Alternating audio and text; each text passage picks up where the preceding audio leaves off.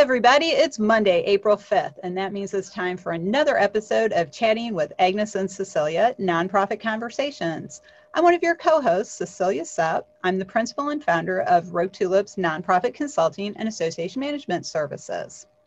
My co-host and friend, Agnes Amos Coleman, can't be with us today, but we are very pleased that she is home and spending time with her family and resting. So welcome back to the U.S., Agnes, and we look forward to having you back on the show. On behalf of Agnes, I would like to say good morning, good afternoon, and good evening to our global audience. And I want to welcome everybody who joins us every week, and thanks for being here. Today, we're really excited to have as our guest Sandy Weiss of Summit Commercial Real Estate, who's going to talk with us about nonprofit real estate post-pandemic. Welcome, Sandy. Would you like to say hello and tell us something about yourself? Yes, thank you so much, Cecilia. It's a pleasure to be here. I am Sandy Weiss with Summit Commercial Real Estate, and I've devoted my career to representing tenants or the users of office space. I work predominantly downtown, also in Virginia and in Maryland, and I do help clients with requirements in other markets around the country and sometimes even abroad. A large part of my practice is in representing nonprofits and associations. And as everybody is quite well aware, I'm sure, there's a real existential crisis going on in the office space realm. And that's really actually part of what I'm doing right now in helping my clients, and that is developing strategies for the return to the office. Wow, existential crisis. I think that's a great way to summarize where we are right now with office space and hybrid workforces. So what do you think are the biggest questions people have right now about going back to the office or maybe changing their office space? That's right. I mean, I think that that's all on the table. I mean, the biggest concern I think right now is just people feeling safe to return to the office. And, you know, a lot of landlords are struggling right now because, you know, I guess Castle Systems, Data Watch, they control the building access to a lot of commercial buildings, and their statistics are pretty accurate in terms of actual utilization of office space right now. And it's been 10 to 15% of what it normally is throughout the pandemic. It's starting to increase a little bit, but landlords are trying as hard as they can to, you know, to invest in some measures to make tenants feel more comfortable so that they can return to the office.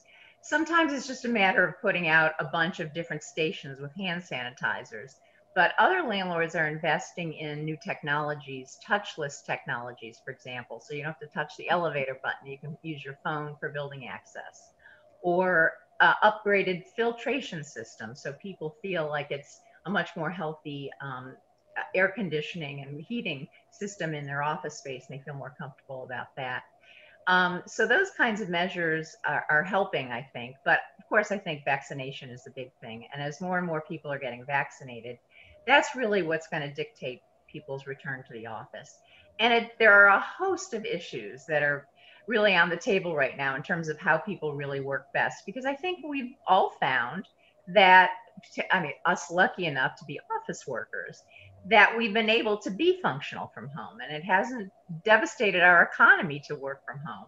So now there's the question of, well, should that be really a part of the work world going forward, or should we return to the office completely or not at all? And it's kind of interesting too, there have been a lot of surveys of corporate real estate people. And I think, you know, the big takeaway is that most people at this point would prefer to only be in the office 2 to 3 days a week and the rest of the week work from home. There are some few, there's like a small percentage that want to work full-time back in the office, small percentage that want to work 100% remote. But I think people really enjoy the mix. And that's going to be the challenge in terms of designing office space going forward. So, and I agree with you. That's what I've been hearing too, Sandy, when I talk to people, is they're going to go hybrid, or maybe you can come in a few days a week, have that kind of a flexible schedule.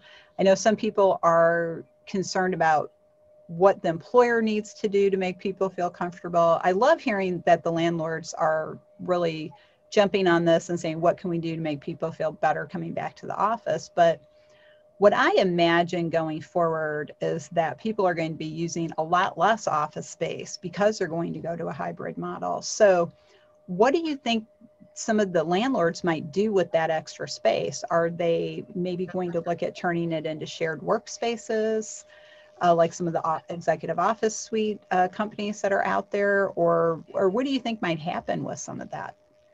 Well, yeah, the question really is there going to be less of a demand for office space? Because the thing is, if you have a hybrid model, you still have to provide office space to Mhm. your employees. I think that, a lot of folks are going to be looking at their headquarters space as more of a collaboration space, maybe less a space to warehouse their employees to do their, to do their individual jobs, but more as a place for meeting, having employees team together, collaborate together, having clients come to the office.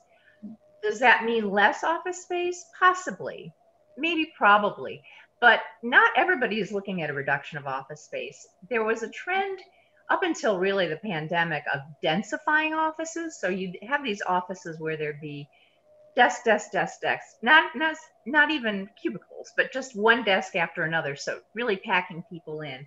And I Oh, think there had been health concerns with that before the pandemic, but those are magnified now. So I think there's also going to be an issue where maybe people will be spread out a little bit more.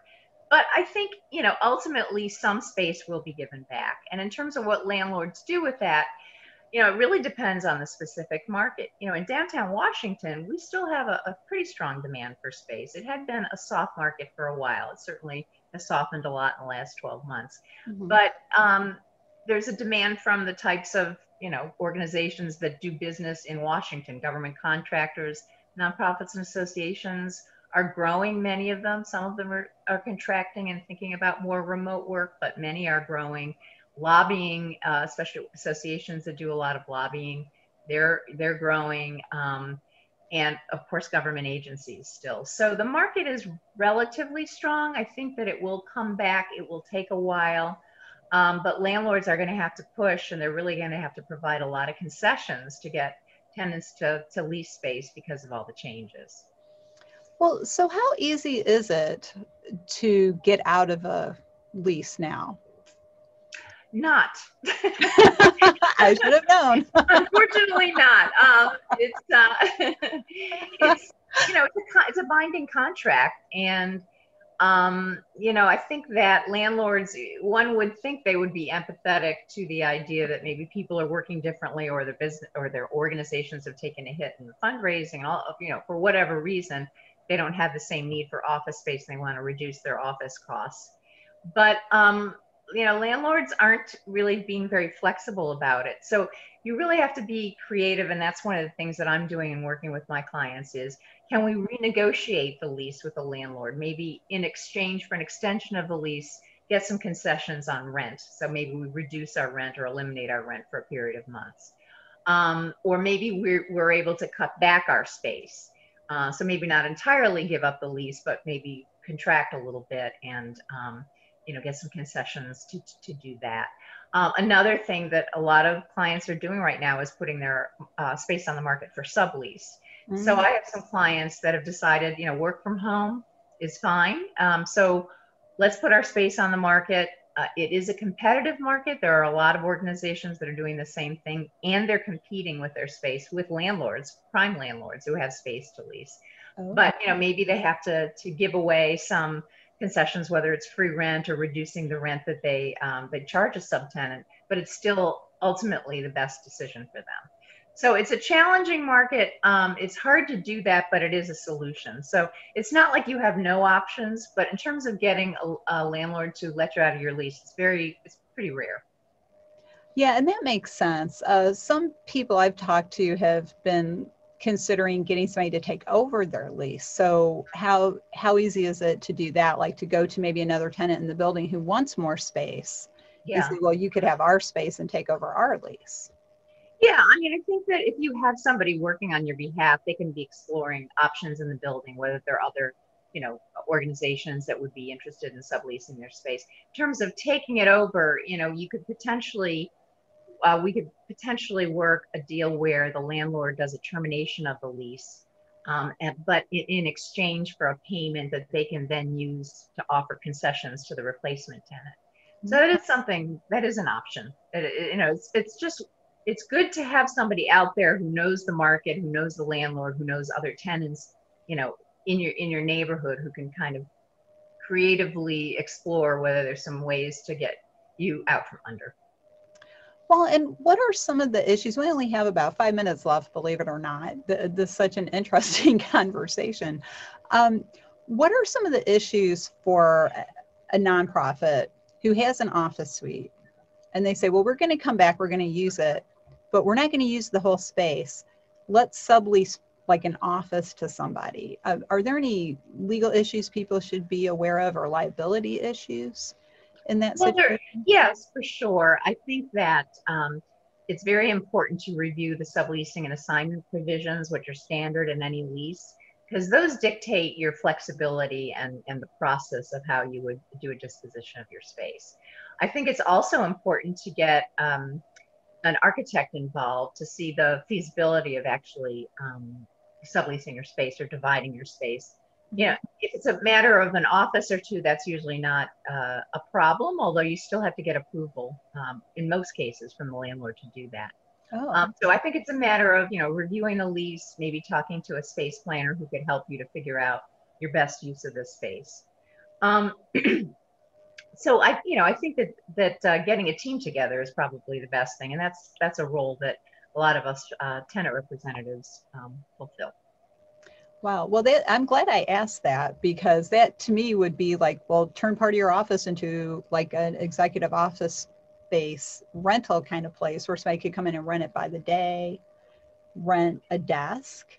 I think it's really interesting that you were talking about densifying with all those desks, because I don't know if you've ever seen the movie Working Girl from the 80s with Melanie. Oh, yeah. Yeah, I remember that. And that's where she worked. And I thought, oh my gosh, you know, it's like they're all on top of each other. And just considering the fact that there's so many other things we could catch from each other, cold, oh yeah, for flu, sure. you know, whatever the new virus is, you know, it's not just COVID. So I think that's really interesting. I've also seen executive office spaces who have that kind of densified desk area where you just rent a desk or whatever. So people are still on top of each other. So I think maybe this will direct us into thinking more broadly about how close people are and just, you know, health overall, not just this one virus that maybe, because frankly, I just don't think it's good for your mental and emotional health to be on top of each other. Like that. I think we all need a little space. I think that's right. I mean, I think that there are studies showing that maybe some younger workers are more energized by being in a social environment. But I think that just depends on the nature of your work and how individuals, employees in your organization work. But I think that to the extent that you can create a space that's that allows both, that allows you maybe the chance to collaborate, but also a chance to make private phone calls, have phone rooms or meeting space, smaller meeting spaces to provide some flexibility, I think is really important. Yeah, I agree, because some people are energized being next to each other, like you said, or being closer to people. I also think of, you know, the body space studies they do, like Americans, our body space is 1.5 feet, but in Europe it's 6 inches, you know, people don't mind being really close to each other. But Americans are like, no, I need elbow room. So I think that redesigning the space then is probably what's going to be at top of the agenda.